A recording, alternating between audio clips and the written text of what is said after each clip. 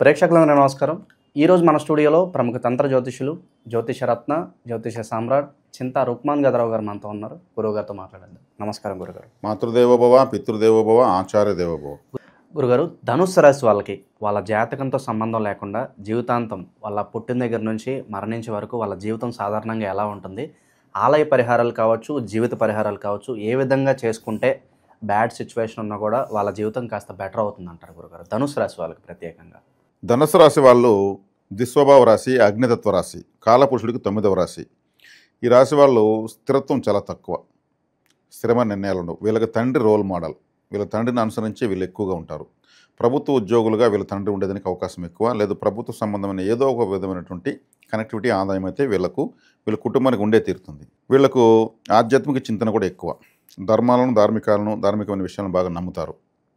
అదేవిధంగా ఒక్కోసారి ఈ దుస్వభావ రాశి కాబట్టి స్వయంకృతాపరాధం వల్ల నష్టపోయే జాతకులు కూడా వీళ్ళు ఎక్కువగా ఉంటారు.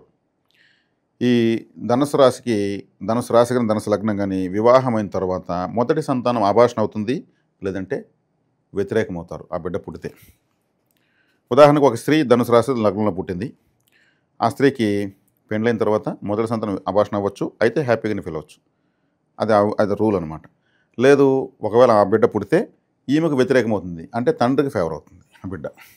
ఇది నేను చూసిన అందరిలోనే వచ్చింది ఇది. అదేవిధంగా ఈ రాశి వాళ్లకు పితృదోషం 100% ఉంటుంది, కులదైవ అనుగ్రహం ఉండదు. ఈ రెండు ఈ రాశికి ఉండవు. కాబట్టి వీళ్ళు ఎక్కువగా కులదేవత ఆరాధన ఎక్కువ చేయాలి, పితృ ఆరాధన ఎక్కువ చేయాలి, కంపల్సరీ చేయాలి. రైల్వే ఉద్యోగులు ఉండేదానికి అవకాశం ఉంది. అదేవిధంగా ఇక ఇతరత్ర ప్రభుత్వ రంగాల్లో ఉద్యోగాలు చేసే అవకాశం ఉంది. అదేవిధంగా రాజకీయాల్లోనూ కాంట్రాక్టుల పరంగానూ ఉండేదానికి అవకాశం ఉంది. ప్రభుత్వ సలహాదారులుగా ఉండేవాళ్ళు, ఐఏఎస్లు, ఇటువంటి వాళ్ళంతా ఎక్కువ ఉండేదానికి ధనుసు రాశిలో అవకాశం ఉంది. ఈ ధనుసు రాశి వాళ్ళు ఒక టార్గెట్ పెట్టుకొని ముందుకు పోతూ ఉంటారు ఎప్పుడు. ఎందుకంటే రాశి యొక్క స్వభావమే అది. ధనుస్సు అంటే అది ఒక వెపన్ అనమాట. వీళ్ళు ఎక్కువసార్లు ఫెయిల్ అవుతారు, తక్కువసార్లు సక్సెస్ అవుతారు. కానీ సక్సెస్ అయితే మాత్రము అది శాశ్వతంగా సక్సెస్ అయిపోతారు. అలా ఉంటుంది. పితృ అనుగ్రహం చాలా తక్కువ, కులదేవత అనుగ్రహం తక్కువ. ఈ రెండింటిని చక్కగా చూసుకోవాలి. ఇక ఈ రాశి వాళ్ళు అగ్నితత్వ రాశి, వేడి శరీరం కలిగి ఉంటారు. తిన్నది వెంటనే అరిగిపోతుంది, రక్త ప్రసరణ బాగానే ఉంటుంది. అదేవిధంగా బ్లడ్, హిమోగ్లోబిన్ పర్సంటేజ్ కూడా ఎక్కువే ఉంటుంది. తర్వాత రెసిస్టెన్స్ పవర్ ఎక్కువ. దేవగురు బృహస్పతి రాశ్యాధిపతి. ఈ రాశిలో మూల, పూర్వాషాఢ, ఉత్తరాషాఢ ఈ 3 నక్షత్రాలు ఉంటాయి. మూల నక్షత్రము కేతువుది, పూర్వాషాఢ శుక్రుడిది, ఉత్తరాషాఢ రవిగ్రహంది. ఈ రాశి వాళ్ళు ఏదైనా వీళ్ళు సాధించాలి అనుకుంటే ముందు లాభస్థానాన్ని బలపరుచుకోవాలి.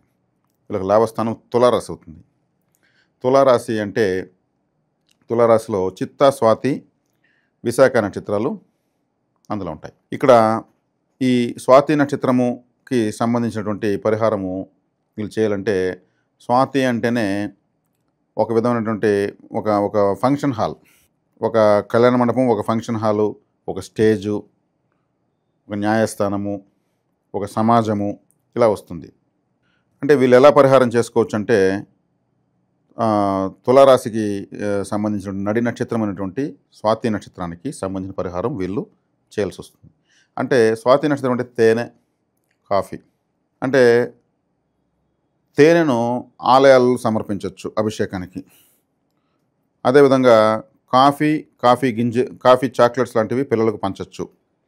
తేనెతో చేసినటువంటి స్వీట్స్, కాజాలు, తేనెతో చేసినటువంటి ఇతర చాక్లెట్స్, ఇంకేదైనా హనీ చాక్లెట్స్ అంతా ఉంటాయి. అవన్నీ కూడా దాన ధర్మాలు చేయొచ్చు. అది కూడా రాహుకాలంలో చేయాలి, అది స్వాతి నక్షత్రం కాబట్టి. తర్వాత ఈ రాశి వాళ్ళు చేసుకోవాల్సినటువంటి లాభస్థానంలో మధ్యలో ఉన్న నక్షత్రానికి సంబంధించినటువంటి వస్తువులను వీళ్ళు దానం చేయొచ్చు.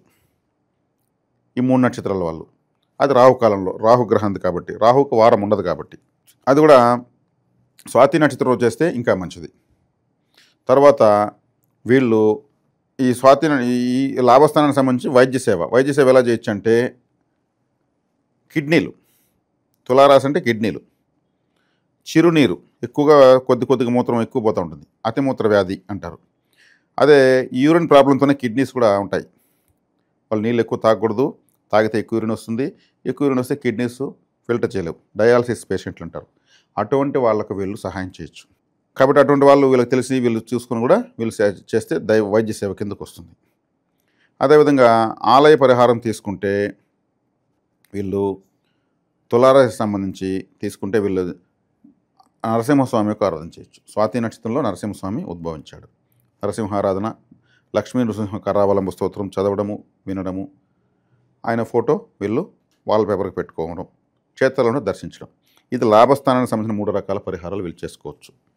అదేవిధంగా ఉత్తరాషాఢ నక్షత్రానికి సాధన తార 6వ నక్షత్రాన్ని వీళ్ళు బలపరుచుకోవడం వల్ల వీళ్ళు చేసే ప్రయత్నాలు సక్సెస్ అవుతాయి. ఉత్తరాషాఢ, శ్రవణం, ధనిష్ట, శతభిషం, పూర్వభద్ర, ఉత్తరాభద్ర. ఉత్తరాషాఢ నక్షత్రం వాళ్ళు ఉత్తరాభద్ర నక్షత్రం అంటే కామధేనువు, గోసేవ అధికంగా చేసుకోవడం వల్ల దేవతా బలం పెరుగుతుంది. ఉత్తరాభద్ర నక్షత్రం రోజు ఏదైనా పనులు చేసుకోవడం వల్ల వీళ్ళు అన్ని పనులు విజయవంతంగా ముందుకు చేసుకెళ్ళవచ్చు. సాధనమున పనులు సమకూర్ధనలో అన్నట్టు సాధన తారను వీళ్ళు అలా ఫాలో కావచ్చు. బజార్లో వెళ్తే ఒక ఆవు పోతా ఉంటే దానికి ఒక నోటుకు కరెక్ట్ పండివచ్చు, మంచిదే. కామధేను యొక్క ఫోటో ఇంట్లో పెట్టుకోవచ్చు, మంచిది. ఎవరైనా గంగిరెద్దుని పట్టుకెళ్తే వాళ్ళు పిలిచి చక్కగా దాన్ని ఇంట్లో పడుకోబెట్టుకొని మేత పెట్టి నీళ్లు పెట్టి ఆ మేపుతున్న వ్యక్తికి డబ్బులు ఇచ్చి పంపించవచ్చు. 1 గంట సేపు ఇంట్లో పెట్టుకుంటే వీళ్ళ యొక్క సాధన తారా దేవత ఇంటికి వచ్చి వెళ్ళినట్టే.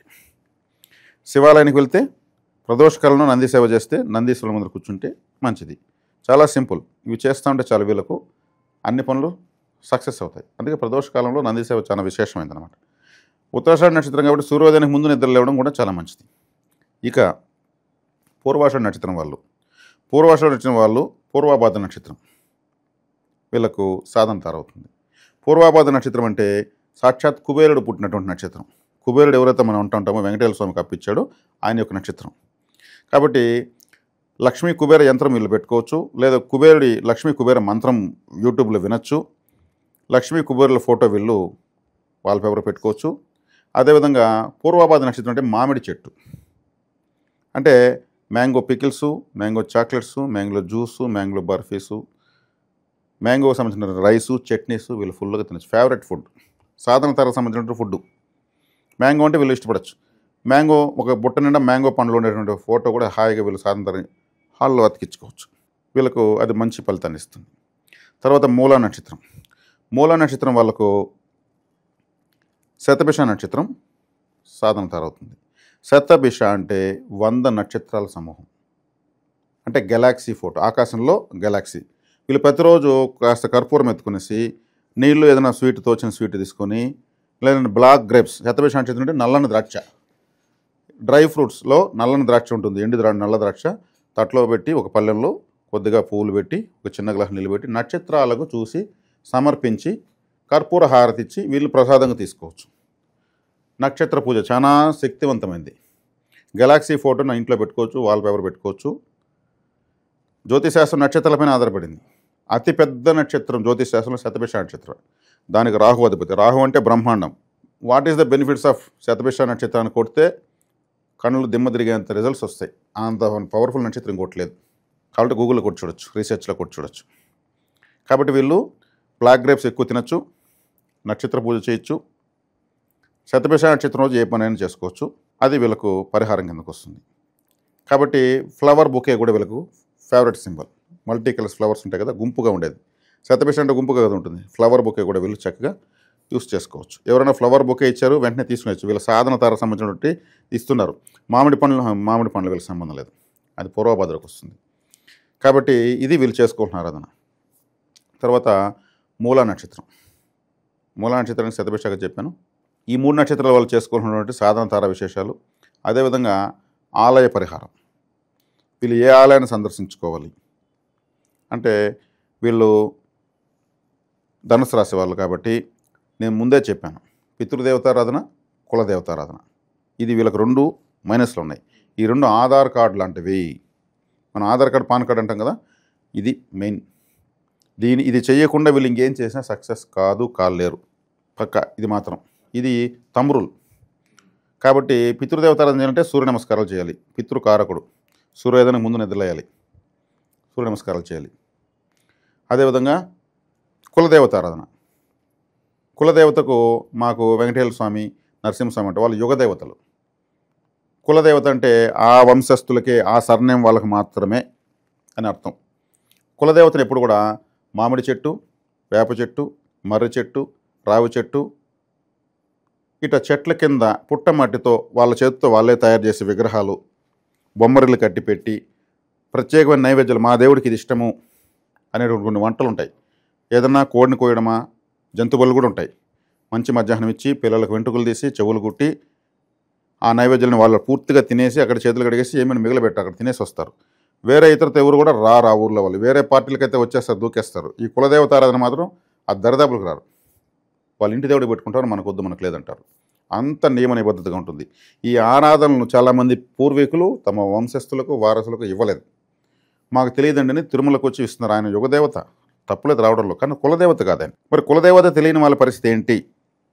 పరిష్కారం ఏంటంటే తంత్రదోషం ప్రకారం సెంగాలి అని ఒక కర్ర ఉంది మా దగ్గర. సెంగాలి అంటే ఎరుపుగా ఉన్న కాళికాదేవి. ఆమెనే కులదేవతగా భావించుకొని ఆ కర్రను పూజ రూమ్లో పెట్టి కర్పూర హారతి, కొబ్బరికాయ, అటుకులు, బెల్లము, కలకండ, తేనె లాంటి నేచురల్ పదార్థాలు నైవేద్యంగా సమర్పించుకుంటే ధూపం వేయాలి. కులదేవతకు ధూపం చాలా ఇష్టం. అందుకే కులదేవత ఆరాధన కయ్యల్లో చీరల్లో చేస్తుంటే ఎక్కువ పొగలేస్తూ ఉంటుంది. ధూపము, దీపము నైవేద్యం. ధూపానికి చాలా ఇష్టపడతారు దేవతలు. ఇవ్వడం వల్ల కులదేవత అనుగ్రహం కలుగుతుంది. ఒక్కసారి ఆ కర్ర తీసుకుంటే ఇంక రాబోయే తరాలకంతా తీయాల్సి పని లేదు. ఇదొక అవకాశం ఉంది. పితృదేవత ఆరాధనకు ప్రతి అమావాస్యకు వాళ్ళ పితృదేవతల్ని ఖచ్చితంగా ఆరాధించాలి. తండ్రి ఉంటే పిల్లలు చేయకూడదు. తండ్రి చేయలేని వయసులో ఉంటే పితృదేవతలను స్మరించుకొని అన్నదానం చేయాలి. ముఖ్యంగా పెరుగన్నం. అంటే ఎవరికి వాళ్ళు తెలిసిన వాళ్ళకు భోజనం పెడితే విందు, తెలియని వాళ్ళకి పెడితే పరిహారం. కాబట్టి ఆకలి, అన్నమే జీవిత పరమార్థంగా ఒక పూట దొరికి 2 పూటలు దొరకని వాళ్ళకు, అన్నం కోసమే బతుకుతున్న వాళ్ళకు అన్నం పెట్టడం అమావాస్య రోజు ఆ పుణ్యం పితృదేవతలకు వెళ్తుంది. వాళ్ళ ఆశీర్వాదం వీళ్ళకు వస్తుంది. కాబట్టి ఇది చేసుకోవాల్సింది. ధనుసు రాశి వాళ్ళు కులదేవత ఆరాధన, పితృదేవత ఆరాధన చేసుకున్న తర్వాత మళ్ళీ వాళ్ళు ఎక్కడికి వెళ్ళినా అనుగ్రహం దొరుకుతుంది. ఇదే వీళ్ళకి ఆలయ పరిహారం. సో ఏదన్నా ప్రత్యేకమైన రోజు ఏమన్నా ఉంటుందా కొత్త పనులు ఏమైనా ప్రారంభించుకోవడానికి, లేదంటే ఒక కలర్ ఏదన్నా బాగా కలిసి వస్తుందంటారా వీళ్ళకి ఏదన్నా? ధనుసు రాశిలో ఉన్నటువంటి మూలా నక్షత్రం వాళ్ళకు చిత్రవర్ణాలు అంటే 2-3 కలర్లు కలిసిన డ్రెస్సులు, 2 రకాల పప్పులు వేసిన కూరలు బాగా కలిసి వస్తాయి. అదేవిధంగా పూర్వాషాఢ నక్షత్రం వాళ్ళకు అంటే వీళ్ళకు గురువారం కలిసి వస్తుంది. ఈ మూలా నక్షత్రం వాళ్ళకు గురువారంతో పాటు సోమవారం, ఆదివారం కూడా కలిసి వస్తాయి. మంగళవారం కూడా కలిసి వస్తుంది. పూర్వాషాఢ నక్షత్రం వాళ్ళకు కలిసి వచ్చేటువంటి రంగులు light blue, light green, baby blue, baby green అంటారు. లాంటి లేతక రంగులు ఈ బ్లూ రిలేటెడ్లో. తర్వాత యాష్ కలర్ కూడా లైట్గా ఉండాలి, మరి ముదురుగా ఉండకూడదు. ఈ కలర్స్ బాగా కలిసి వస్తాయి. తర్వాత ఉత్తరాషాఢ నక్షత్రం వాళ్ళకు off white, yellow related, red related కలిసి వస్తాయి. ఇవి వీళ్ళు కలిసి వచ్చే రంగులు. ఓకే. సో ధనుసు రాశి వాళ్ళకి ఓవరాల్గా జీవిత పరిహారాలు కావచ్చు, ఆలయ పరిహారాలు కావచ్చు, మీ స్టైల్లో అద్భుతంగా వివరించారు. ధన్యవాదాలు. ధన్యవాదాలు.